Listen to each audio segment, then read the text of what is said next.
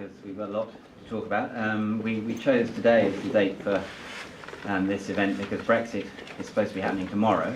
So, like everything with Brexit, we're having to rethink on the hoof all the time. Anyway, today we've got three experts here. So from Japan, Professor Ken Endo, who is Professor of International Politics in the School of Law at Hokkaido University. Is one of the leading experts in Japan on the EU and its relations with Japan. And he also, I think you call it a DPhil, don't you, from Oxford in politics, unsurprisingly. And then I'll mention Grant Lewis next, sitting on the other side. He is Head of Research and Business Management at Daiwa Capital Markets Europe. And it's very nice, actually, because we've certainly never had Grant speaking here before, and I can't actually remember when we had anyone from Daiwa Capital Markets speaking here, but of course we are closely linked to Daiwa Capital Markets, having been funded very generously by them when we were founded, and we're still being helped financially in some respects at the moment. So it's great to have you here, Grant. And he's been planning for Brexit for Daiwa Securities, Daiwa Capital Markets. So he knows a lot about the innards of it, especially from a financial sector point of view. And then our chair today is Professor Paul James Cardwell, and he's Professor of Law at the University of Strathclyde in Glasgow. And he has good knowledge of Japan as well, having spent a year as a research student at Nagoya University, admittedly some time ago. And you were also at the EU delegation in Tokyo for 6 months, and is an expert on EU law and politics, so you'll be able to put us right. I get the understanding from what we were talking about earlier that a lot of people make misinformed comments in this debate, so you'll be able to tell us where we're slipping up. So, Paul, it's over to you to chair and to get started. Thank you.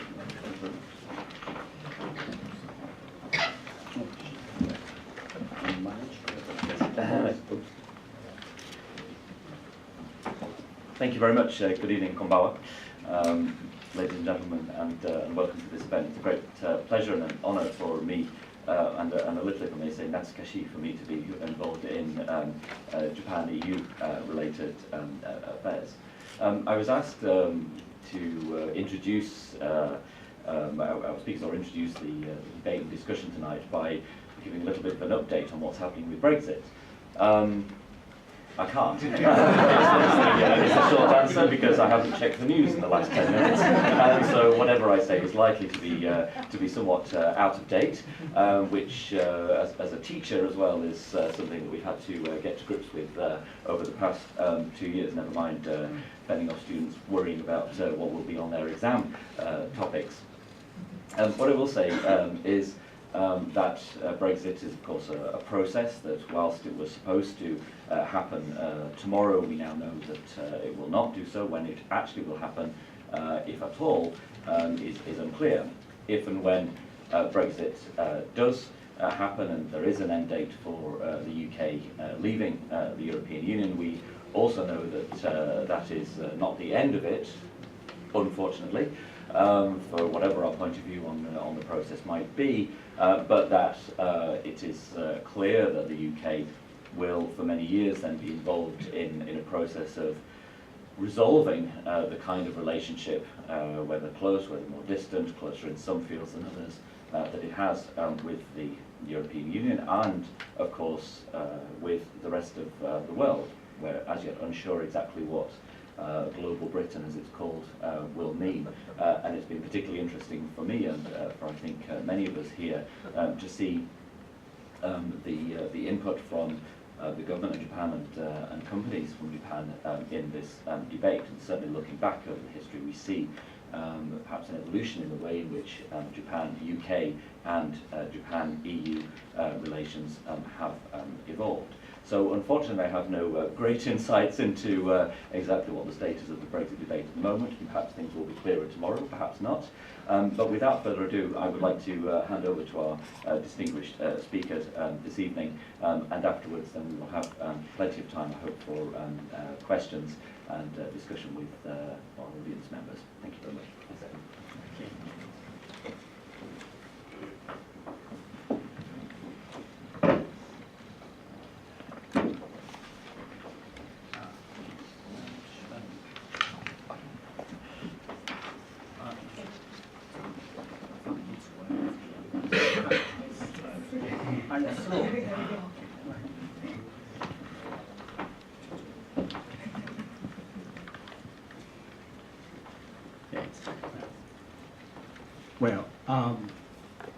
it is a bit weird that Japanese coming to talk about Brexit for predominantly British audience in funny English. I just wonder why on earth I'm here. But in fact, I'm quite happy to be able to share some of the thoughts that I have been making over the past few years with all of you, so many of you. And as the chairman introduced, Director General introduced, I was educated here in England, and so many beautiful memories come up as I speak, particularly with Professor Arthur Stockwell, the former director at Nazca Institute at Oxford. So today, I will do basically two things in this small talk. Basically, to try to share my view on Brexit and the current state of United Kingdom, and try to consider the implications for the Japan-EU relations, as well as for the EU-Japan relations. Now, I would like to start from an episode. 3 days before the 2016 vote, the referendum, I was with the Asahi Shimbun team, with director here, Mr. Ishii, near Boston, at Boston, the East England. We are meeting up a UKIP local councillor at his own pub. Huge guy. He was basically hugging me at first encounter, saying that, oh, Japan is a great country. You have beaten up the South Africa, something about rugby. And then continued to my embarrassment, saying that, oh, Japan is a beautiful country without any immigrants. But anyway, the talk that he made was somewhat, to my surprise, somewhat real.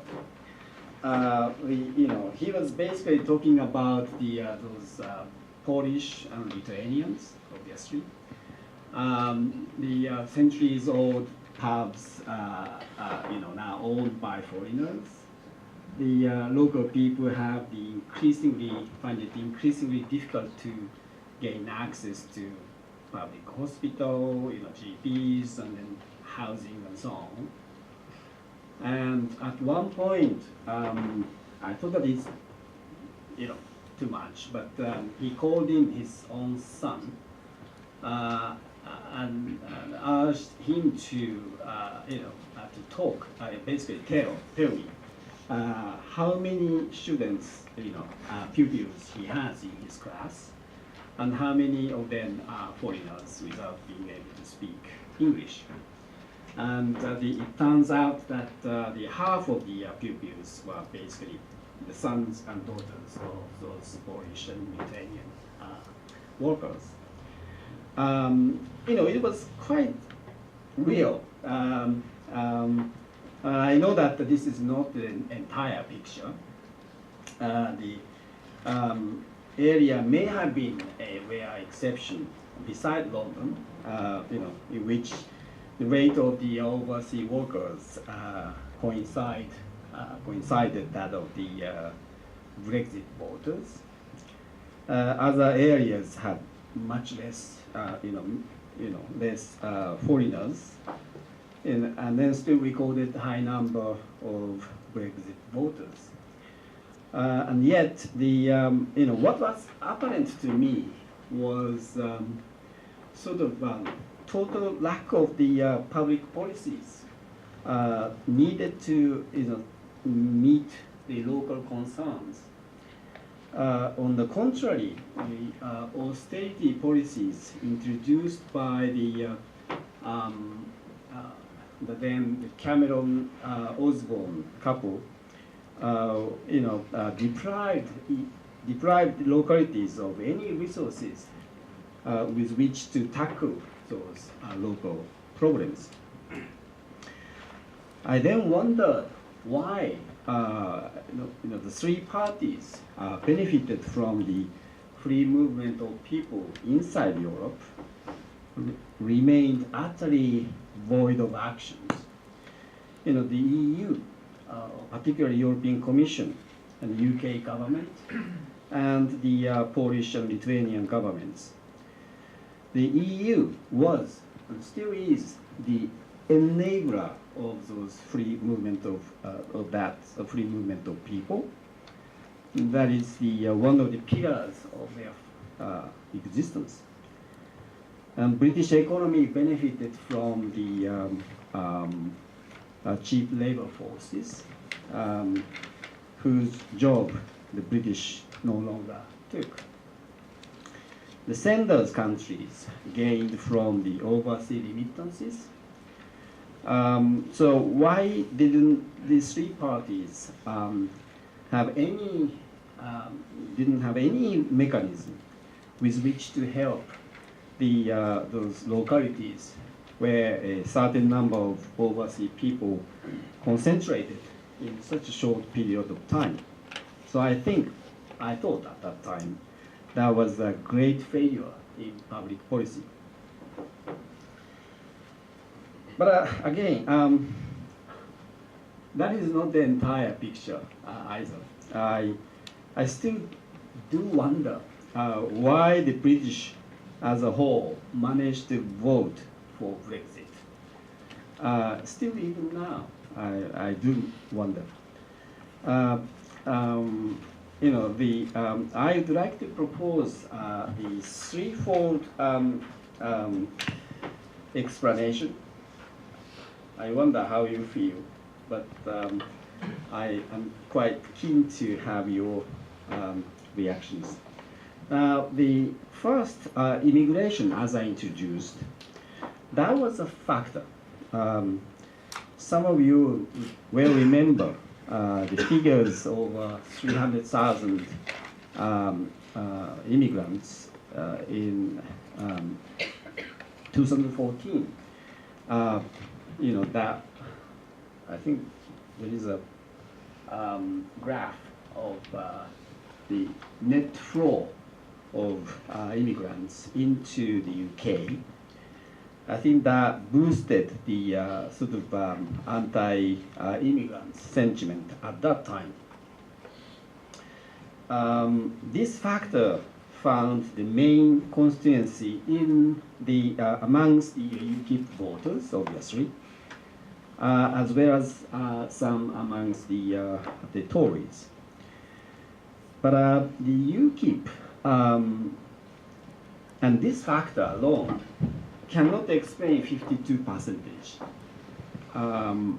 At best, it got something like 28% or so in the European parliamentary elections, and where the turnout was something like 35%. So we must look to the other factors and then grand scale shift in the two main parties. And then the second factor should be sovereignty or self-determination. This factor was quite powerful, appealing to the mainly Tory supporters. Many conservative areas who voted for the common market back in 1975 turned back against the European Union in 2016. In my view, the change in tide took place during the Thatcher era. But I still think that even the combination of these two factors wouldn't have allowed the British to surpass the threshold of 50%. I think the final factor should have been the alienation of workers, traditionally supporting the Labour Party, the stagnation of real wages, the feeling of being left out. That sort of factors helped the Leave camp. So seen from this perspective, Brexit is one of the very salient examples of populist backlash, deeply rooted and quite universal perhaps amongst the advanced democracies. We could easily blame the Tory party and Mr. Cameron for the vote, and they deserve the blame, obviously. But the story goes beyond that sort of simple partisan blame game. I skipped this.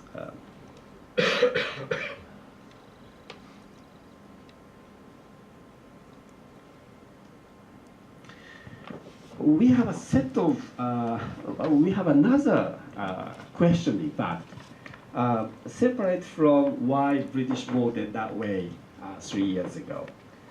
The question is, why so messy now?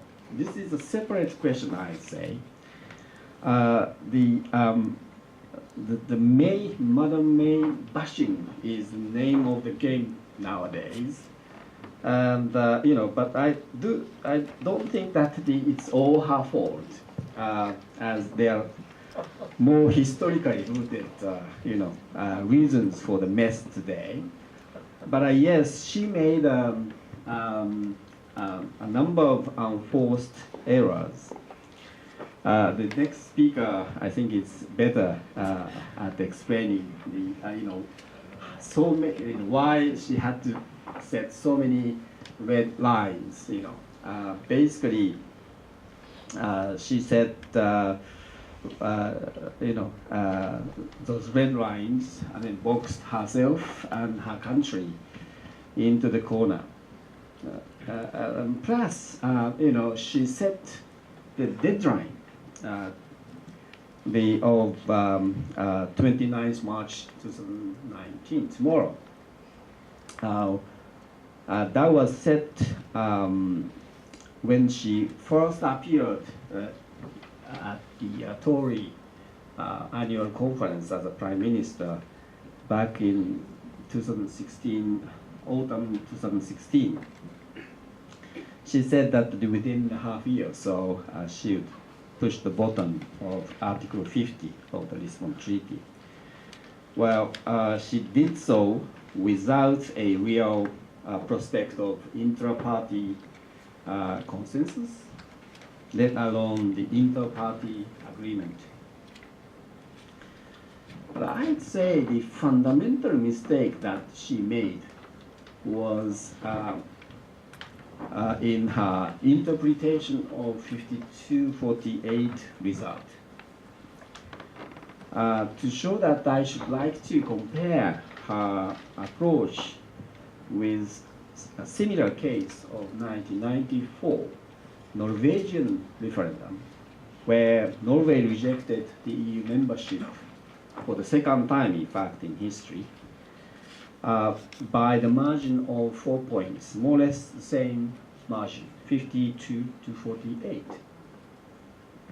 The then Prime Minister Brundtland regarded this as a double mandate. Of course, with 52, Norway won't seek EU membership, but at the same time, with 48, stays closer to the European Union. Along this line, Norway became a founding member of Schengen and stayed in the single market, paying fees and so on. But that way, national division was somewhat healed. At least she contributed to that. But on the other hand, for Mrs. May, Brexit was Brexit. So this was like treating 52 as if it were 100. I think that was a fundamental mistake. But as a political scientist, I might be able to see the logic behind it. definitely she eyed on the the UKIP voters, as well as the right wingers of the Tory party, for the then forthcoming planned general elections. In the adversarial politics like United Kingdom, built in the first past the post electoral system, it may be understandable as far as she can win the 50+% of each constituency, she can get that seat. Admittedly, proportional representational system makes it easier for the country like Norway to nurture a national unity.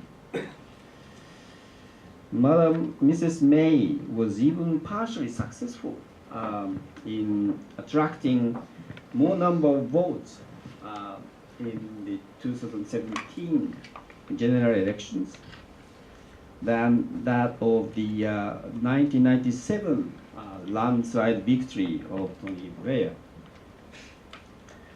So, in a sense, her failure of building a national unity in the face of historic crisis may also be institutionally guided.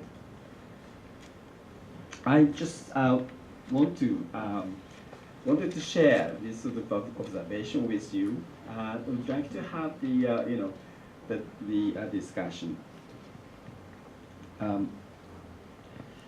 Now let me turn to the implications of Brexit for Japan. Now here, I'm afraid Japan has decided somehow to prioritize the European Union over the United Kingdom. It may be understandable, given the difference in size and ongoing confusion in this country.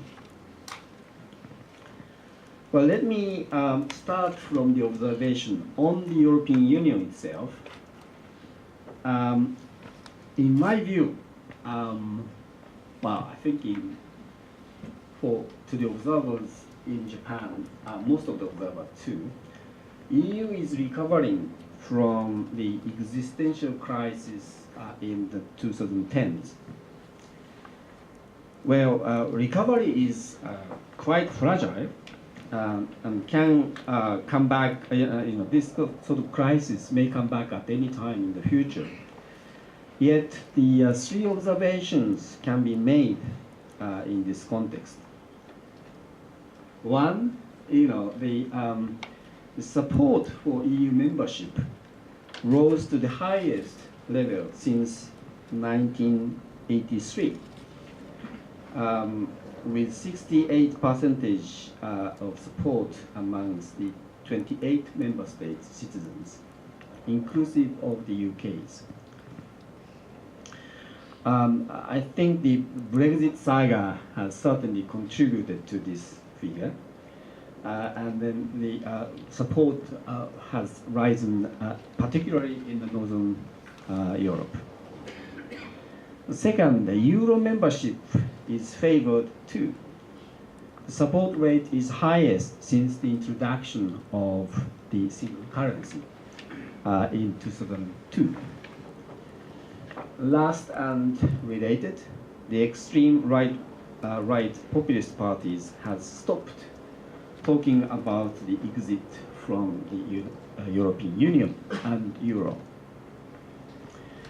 And now I'm not ignoring the other accumulated crises in Europe, like Schengen, populism, crisis in Atlanticism, and so on. But it is clear that the EU is no longer in the existential crisis at this moment. To the extent that the EU is stable, and that the UK is unstable for that matter, Japan has a reason to look to the EU side. This is particularly so when the EU is one of the remaining pillars in the fragile liberal international order. Well, I'm going to skip these slides of those. Of course, the Brexit as on the crisis, damages will be made to both sides, UK and the EU. But distribution of those damages is uneven. While the EU will lose, sorry, I'm going to, where is it?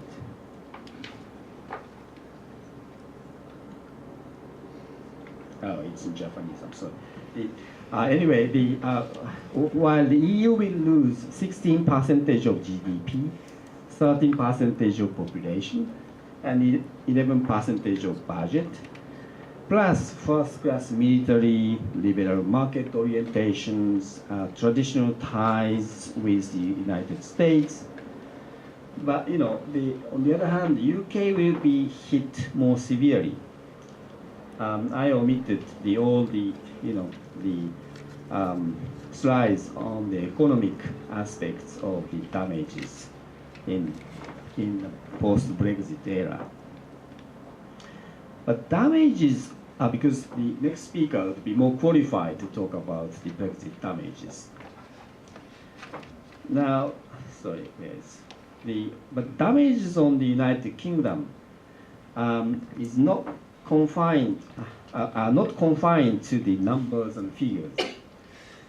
All the three diplomatic circles on which the British diplomacy has traditionally focused are not working well. The special relationship with the United States, membership of, and then closeness to Europe, and the symbolic ties with the Commonwealth countries. The longer-term internal stability of the United Kingdom is being shaken. And so is the integrity of major political parties. And now there is a sort of reputational risk. The centuries-old status as a mature democracy, hence the soft power on the part of the United Kingdom is now being questioned. Well, Japan obviously doesn't want to lose or weaken the ties with the United Kingdom. So traditionally, we have had some sense of cultural and political affinities with United Kingdom. And economically, we regarded this country as a gateway to Europe.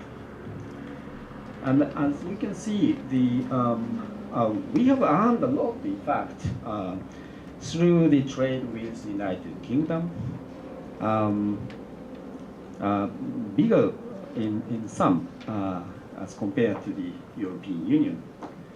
Yet the size of the European Union is large, and potential of Japan-EU economic partnership agreement is even bigger. It is estimated that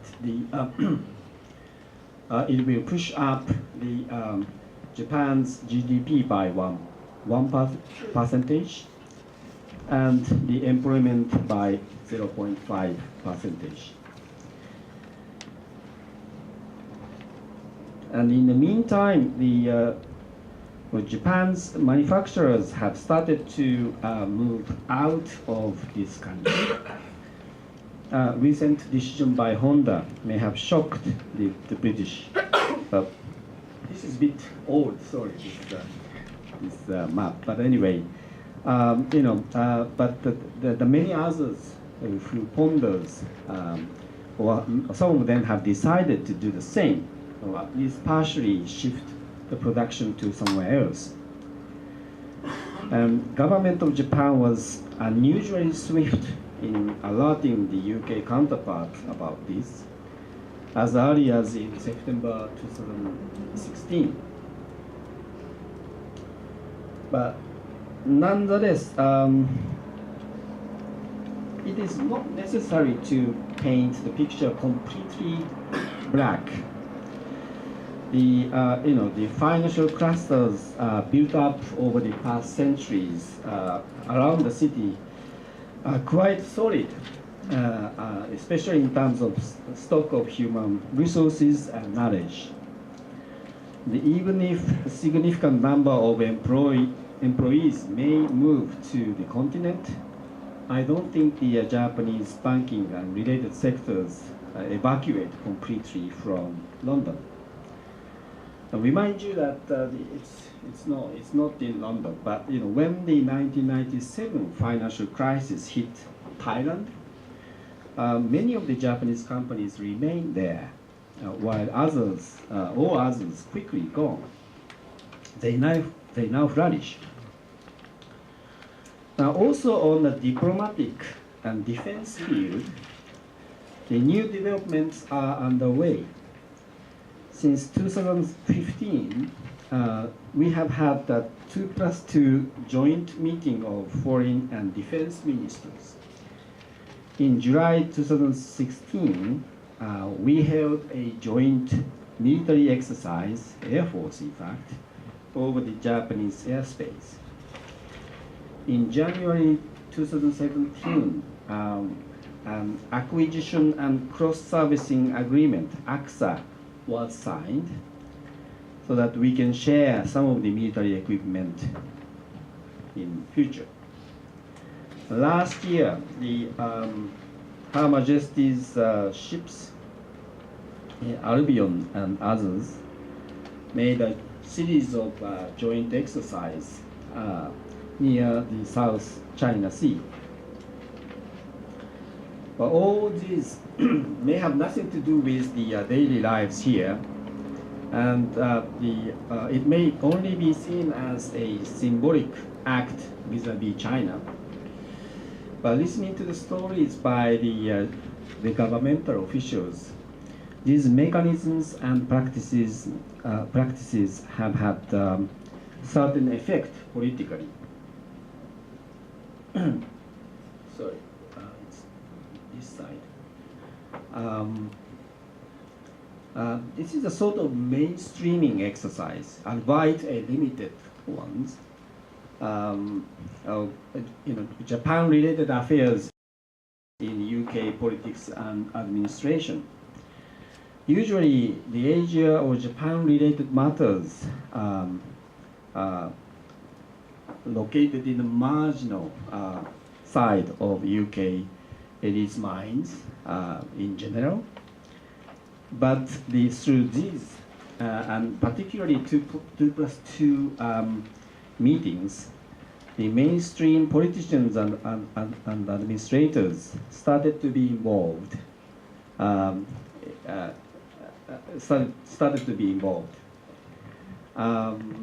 So usually it's difficult to get into the mainstream politics, but through this sort of mechanism, it has been made easier. As the time is limited, I'm going to stop.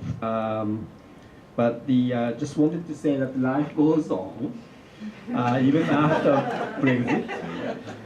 UK is in the first class, political crisis in history. We have to admit it. But some realignment is going on too. And as a final note, I always have been impressed by this country's characters, especially of the invisible, nature, if not the visible aspects such as famous foods and weather. The high-level intellectuals, debating skills, and the tolerance for genius, and some sense of humor are all nurtured amongst the British people, cannot easily be gone. Therefore, I'm quite convinced that this country will make a sort of comeback at some point. And Japan will no doubt be one of the first to embrace it. Thank you.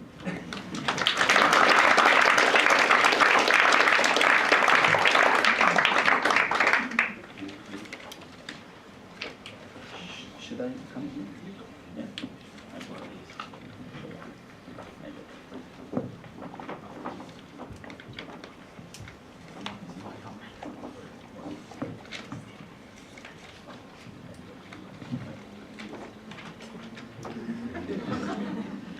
Working there, not on here. No. Okay.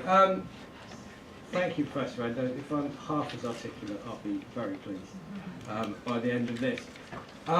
It's a pleasure to be here this evening. As Jason said, this is my first time speaking here, so I've been at Daiwa 19 years.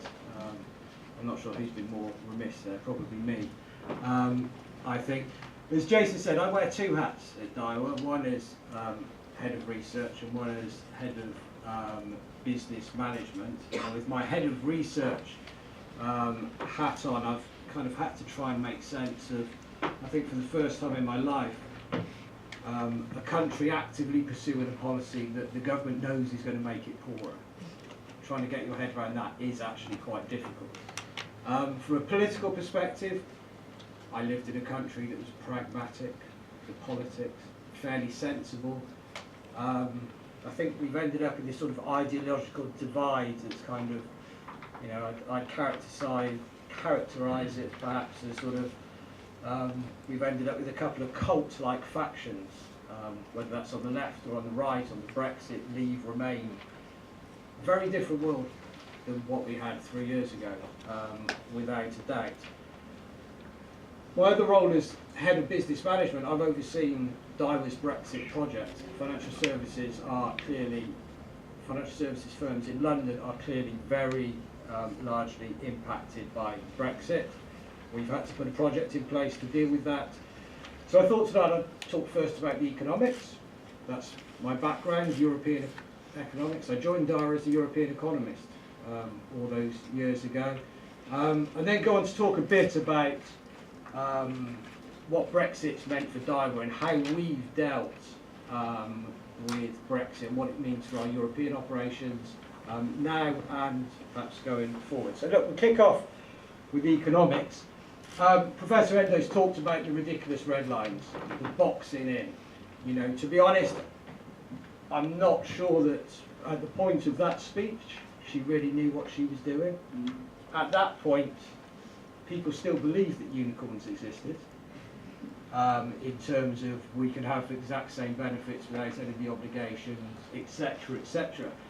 But those red lines have profound economic consequences for the UK. Now this chart, this is a famous chart, Michel Barnier's staircase of, insert your own word there, but effectively you can see what the red lines have done for the UK's negotiating position and its end point, the end point that's determined by the red lines. So you go all the way along the red lines, you go from EU membership through Norway, Switzerland, Ukraine, Turkey, you end up at Canada.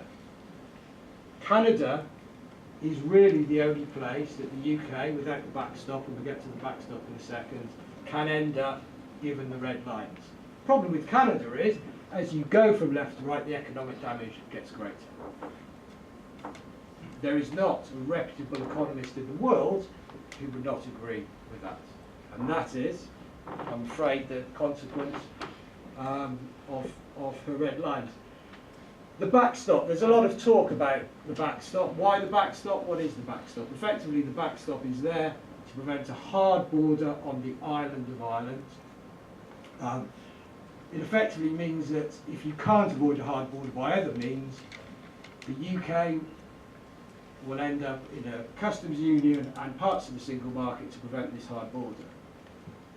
The funny thing is, the UK-wide backstop was probably Theresa May's only big win in the negotiations.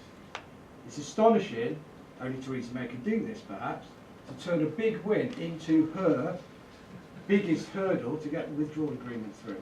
But that's where we are. That's why the backstop is so important. You can see it's about the integrity of the UK, it's about protecting peace in Ireland, and why it's so important both to the EU and the DUP and some members of the British government. So look,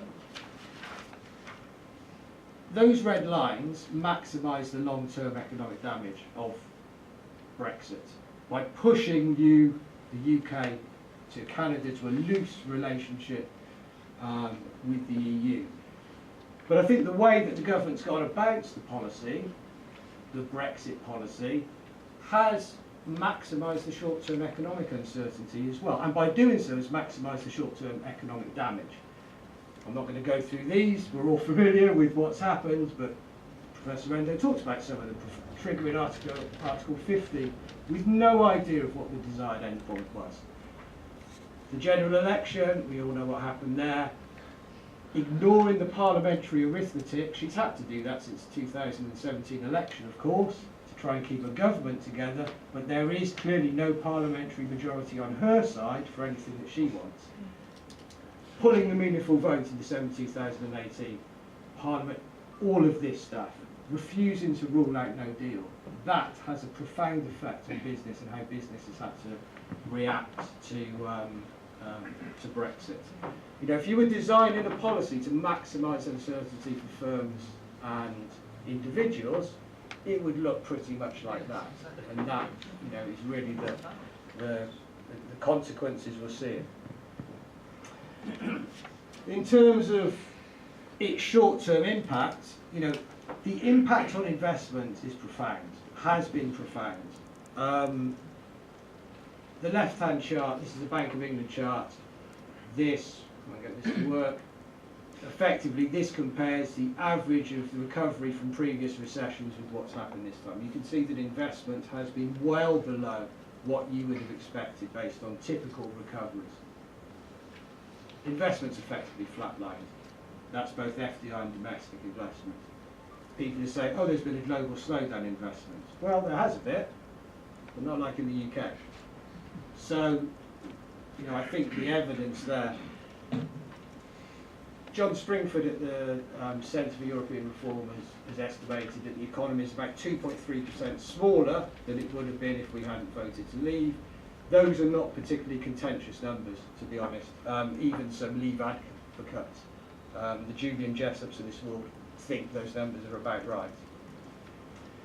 So the last thing that we've had, you know, fundamentally, you know, part of the problem, perhaps the whole part of the problem, is that there's been an unwillingness, or perhaps an inability to face up to the facts, to face up to the reality, to face up to what the EU really is about. You know, the Brexit process has really been one long, massive hunt with these unicorns. There's still Tory MPs out there hunting for them. You know, there's still members of the cabinet who are hunting for them. But what are these unicorns? Well, I think the idea that no deal is better than bad deal. Never, ever credible. Anyone who has had any interaction with the government department over the past month can tell you there is no way that they're ready for no deal. Promising frictionless trade. It's impossible with those red lines. You can't deliver it. The Chequers, anyone remember the Chequers agreement? You know, I had to go and look it up today, what was in it? You know, it seems a lifetime ago. Believing that was ever credible and the EU would accept that. She thought the clock was her friend, it isn't her friend, it's the EU's friend. We're seeing that now. You know, the pressure being ratcheted up because no deal is not better than a bad deal, funnily enough. Pretending the backstop wasn't a thing until the Brexiteers spotted it. You know, he'd been there for 12 months before they spotted it was a thing. She was very happy to forget about that. But by not confronting it, you end up in this difficult position that you are now. And then indulging all sorts of ideas that were never going to be accepted. The Malthouse Compromise, I think it's called, the Brady Amendment. You know, what's astonishing, last night in the indicative votes, 140 MPs voted for the Malthouse amendment effectively, it's impossible. They're still voting for this stuff. It's incredible.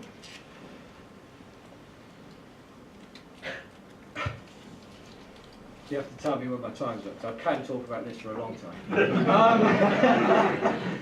You know, if I wasn't British, that would be my reaction to the British negotiating approach. So look, that's the backdrop. What's this meant for business? It depends what sort of business you are. If you're a manufacturing, agricultural business, particularly exporter, what are you worried about? Tariffs, rules of origin. Who knew about rules of origin 3 years ago? About 15 people in the entire world. Everyone knows rules of origin now. Just-in-time delivery, border paperwork, that sort of stuff. What does the service sector worry about? Recognition of qualifications. If I'm a lawyer here, can I go and practice in Germany? If I'm registered here to sell financial services, can I do that elsewhere? Financial services passport, we'll talk about that a bit later. The thing on the left actually is really difficult to deal with. And, you know, manufacturing firms have really struggled. Service sector firms, it's expensive and it's time consuming, but you can get around that. And again, I'll talk about how Daiwa's got around this problem. What are the things that both sets? We worry about freedom of movement, both in terms of both of your staffing, but also your ability to go in. If you're a manufacturer, you sell some engines with a service agreement. You want to be able to go and do that service agreement, etc. Regulatory alignment. As soon as you diverge in a regulatory sense, it's much more difficult to sell your goods, services, or whatever. The funny thing is, actually, manufacturing gets all of the headlines, all of the attention, despite it being a relatively small part of the British economy. I can understand that in a way. Tariffs, borders, etc. Easy to comprehend. The trouble is, services are hit much harder by Brexit. So the chart on the left, I won't go into too much detail. These are estimates from National Institute. If you have a hard Brexit, what happens to UK exports to the EU? Well, they fall by about 60%, they estimate. It's about the same for both goods and services. If you go to a Canada Free Trade Agreement, exports still fall. You still have to deal with the fact that you've got regulatory divergence, you're not involved in just-in-time, all of that sort of stuff. But it doesn't impact the service sector. Service sector exports are still down. That's because free trade agreements do not deal with services. The only one that does is the single market. That's a particular problem for the UK, of course, because, guess what? We're a service economy.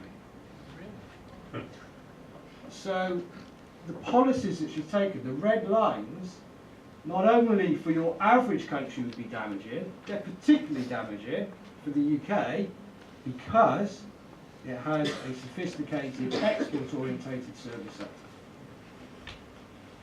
So right, what does this mean for us at Daiwa? So we started preparing before the referendum. We hoped for the worst, prepared for the... No, we didn't.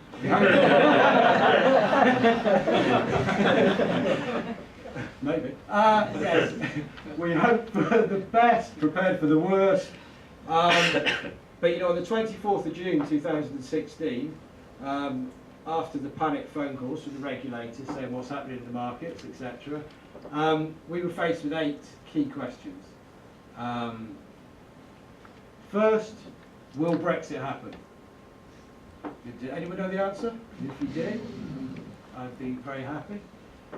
What form will Brexit take? Same question to the audience. No answers. What's the impact of Brexit on our business? Well, look, we know. You lose the financial services passport, you cannot service customers in the rest of the European Economic Area, so EU plus Norway, Liechtenstein and Iceland, I've got that right, as we can currently. The only thing you can do is set up an entity in that area, then you can service the 29 as opposed to the 30 that you had previously. So what's the impact of Brexit on our business? What's our EEA client base? We didn't really know, because actually all clients are the same because they're all Europeans. How much is that client base worth? What activities need relocating? What's the best corporate structure? And, very importantly, what's the best location? We've answered the last 6. Don't know the answer to those 2 still. And that's actually had profound consequences for how we've had to deal with the problem, and actually the amount of money we spent on the problem, the amount of disruption that the problem has delivered to us. So,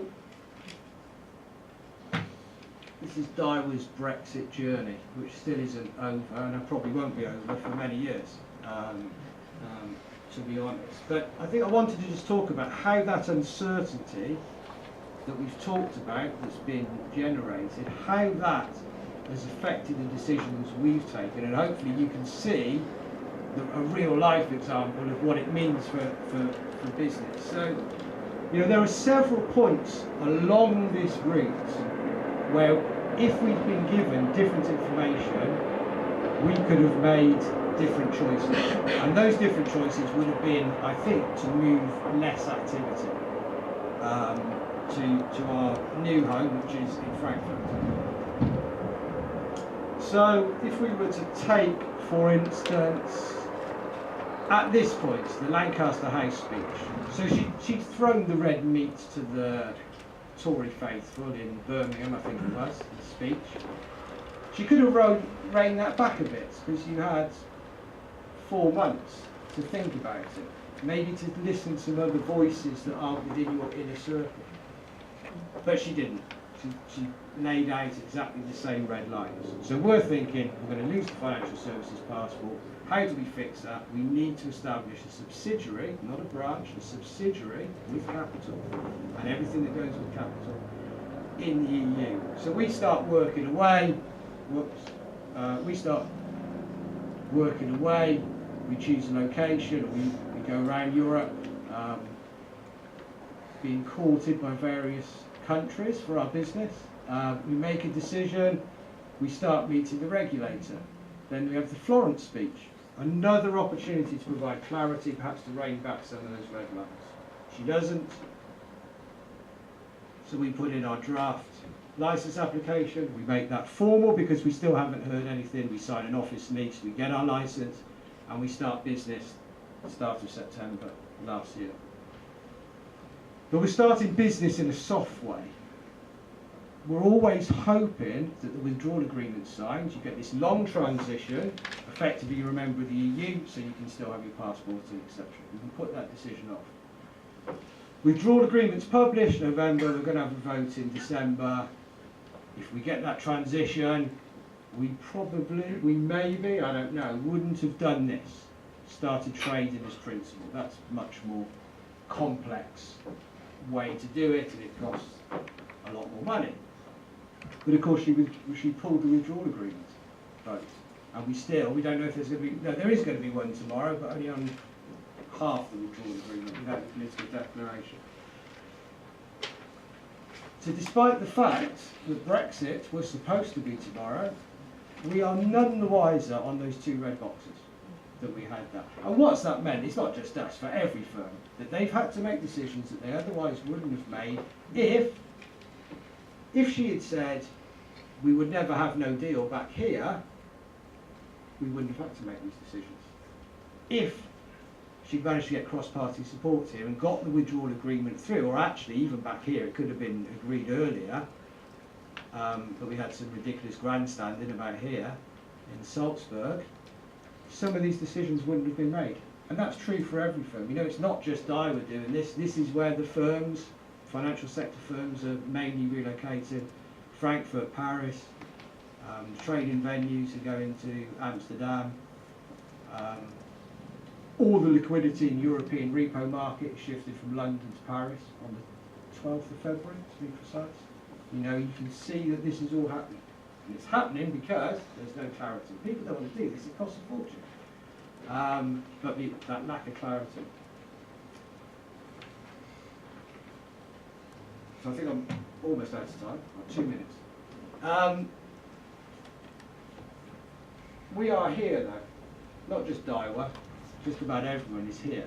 Look, we had to build these new entities. It's taken a lot of time, a lot of money. The opportunity cost alone of doing it is enormous.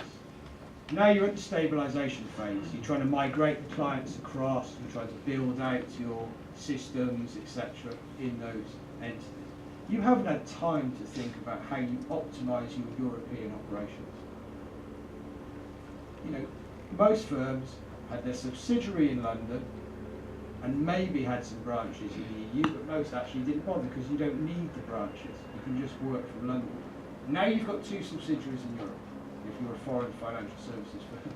That is an amazingly inefficient way of running your business.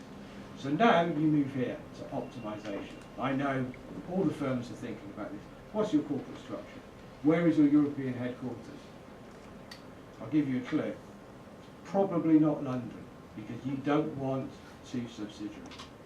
London, if you're a foreign firm coming into London, you only need a branch here. You don't need the capital, and without the capital, you don't have the infrastructure that goes around managing that capital.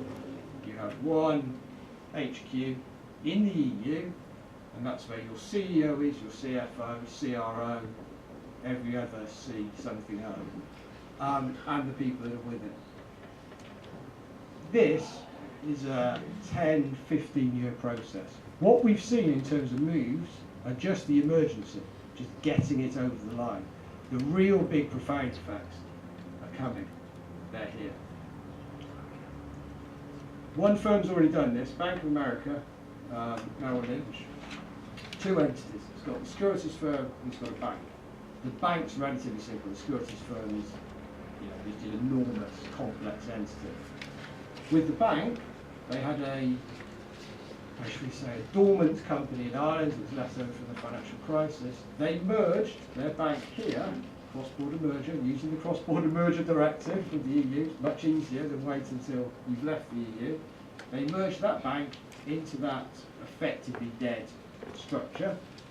All the capital's there, all the senior management's there. London is now a branch. I'm guessing, and I don't know what Daiwa's going to do, but it's the obvious way forward for these firms.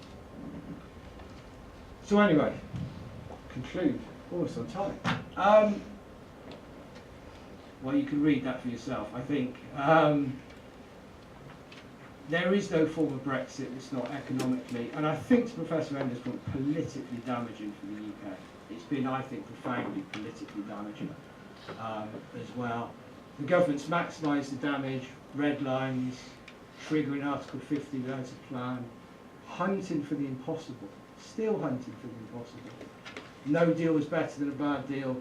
It was always a bluff, but we have had to assume that that was real, because the consequences of not assuming that it was real, the 1% chance it wasn't a bluff, would have been profound for our business. I think there's still a chance to limit the damage. At this point, you can stop Brexit. You can have a second referendum. Who knows what comes out of the indicative votes? You can go to Norway.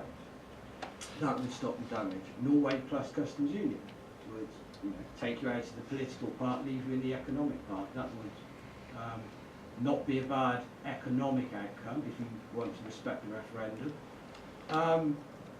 But the decisions, that period between June 2016 and now, there is damage there that is irreversible, both in terms of economics, but I think also in trust in the UK.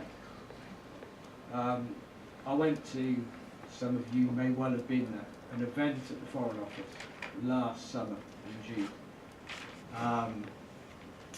that was hosted trying to say to Japanese businesses, global Britain, all of this stuff.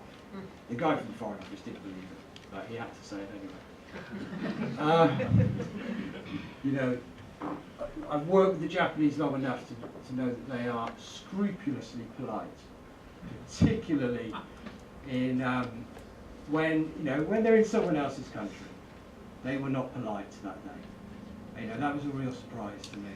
It was it was quite something. They really gave both barrels and felt almost offended at what had happened, given the amount of money they poured into the country, and really, person is the wrong word, but I understand their frustration and their anger with what has happened. That will take a generation to fix that, even if we started now, or more, to be honest. So look, sorry, I've gone over. But thank you for the opportunity. I hope I've given insight into what some firms, or one firm has been doing. So thank you very much.